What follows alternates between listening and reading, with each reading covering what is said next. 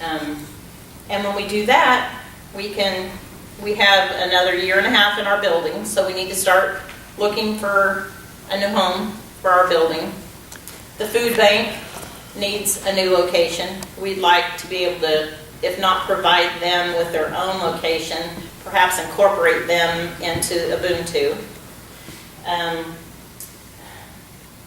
We have so many dreams. Yeah, our dreams are huge. We have opportunities to have some land that either will be given to us or we can buy very inexpensively. So now our mission is to get the 501c3 so that we can move forward and we can keep reaching out. I guess one of my big things that I personally feel like, I know growing up in the Methodist Church, we always had our missions that we sent out globally to do. But I want to encourage everybody for the next year especially to make Pretty Prairie one of our top missions. To do what we need to do to take care of what's going on here. And the scripture was perfect today, Reverend Zechariah. So, anything else? Anybody have any questions for us? Any ideas? We would love ideas. Yes? What do you need to do to qualify for what is the thing that... The 501c3? Yeah. Well, we actually have our articles of incorporation have all been drawn up. We've got a board set. We have an attorney who will file it for us. And we're waiting just to raise the money so that we can pay to have it filed. It's all sitting there ready to be done, but it's going to cost about $1,500. So we've got a couple of fundraisers that people in town are offering to do for us. I think one of them is going to fall through. It's supposed to be a golf tournament in the cold. I don't golf, so I don't understand why you go out in the cold and do it, except for a good cause. A couple of ladies from the city office are trying to put it together, but I don't think it's... Yeah, I think they're going to try again in the spring to do that. But we are having a chili feed on December 14th at the lumberyard, and $5 advance tickets, $7 at the door, and all the proceeds will go to help us get our 501c3. And we have tickets If for any- anybody. Yeah. But any other questions, comments? Did we not cover something that we rushed through that maybe anybody has any questions about? Yes, Chris. I've heard so many comments about this corner building. Is there any? Where we used to be? Yeah. I know it's for sale.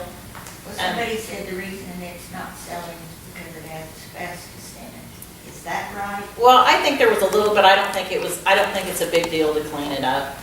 There wasn't a lot of it. Well, and they say asbestos is okay if you don't move it, you know. So I know there was some mold in there too. We've actually talked to the city about buying it for us, so I'm not sure where that's going to go at this point. So, You know, there's a lot of things that have already come to pass, like the playground equipment that the moms worked 3 hard years to get that in place. Had we had our 501c3, we might have been able to funnel some of that through us and look for grants that maybe they wouldn't have to work so hard and taken so long to find money to do that. And we all know that there's going to be other things come up in town that the city just can't afford with all the other issues going on, that we can't depend on our city council and the city to pay for those things.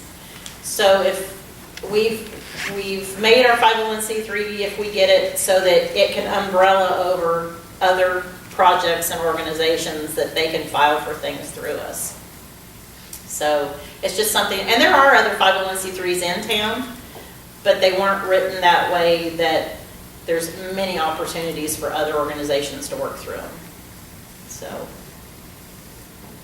Years ago, when I lived here in town, we had groceries available. Now, have you taken that over, or? No. Stroll's is the only place that you can get anything right now. Where? Stroll's, oil, but, The gas station. Yeah, but we used to have it uptown. oh, you mean like the grocery store that we used to have? Uh-huh. Yeah, we don't do that. However, this is interesting. There was a couple in town this last week who brought their son, and I'm not sure what town they were from. Somebody came in and told us the story. And they are looking for a small community to move into and to put a business in. And they were asking what type of business the community might be, and that's one of the things that was mentioned. If we could have a place to buy some groceries, and maybe even the local farmer's market be able to sell their things through it, and not be so outrageous that you can't afford to shop in town, which I think may have been an issue before, that's what this town needs. You know, a lot of the elderly in our town, they can't get anywhere. Yeah. You can't get to Hutch, you can't get to Kingman. You know, I know people like me, I'm already there, it's easy just to stop and pick up what I need. But the majority of people in this town don't get out of town, and so we could use a place like that. So that's interesting, because I know there may be opportunities for that, but not through us, probably.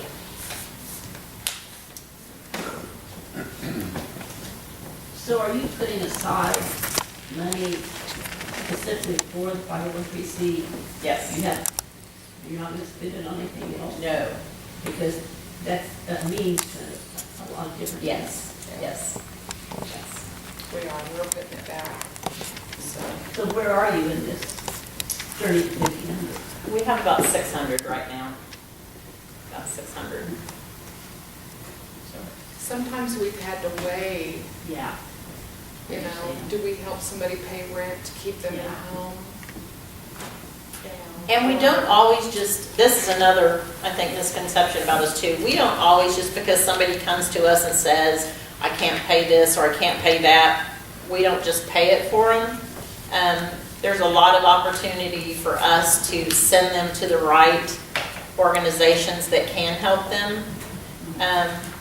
You know, but we've got a family in town whose mom is fighting a disease, and the kids, we're paying $50 a month for just straight to Strolls to fill up their gas tank to get their truck to school. So it's stuff like that that we're doing.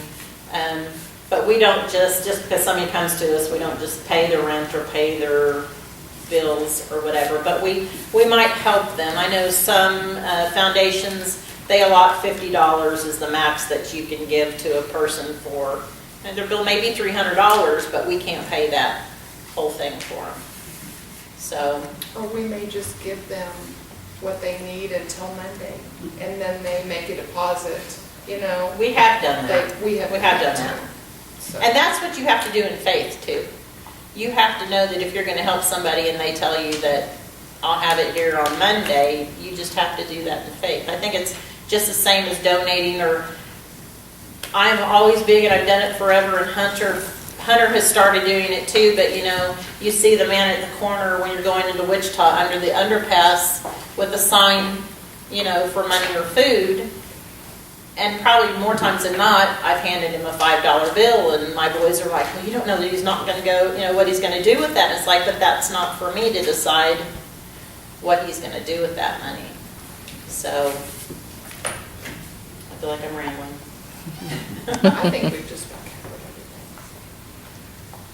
You know, our vision is just to keep reaching out and taking care of here first, and then branching out and reach as far as we can. So I think Pretty Prairie is a good place to start it and do it. So Thank you. thanks for having us.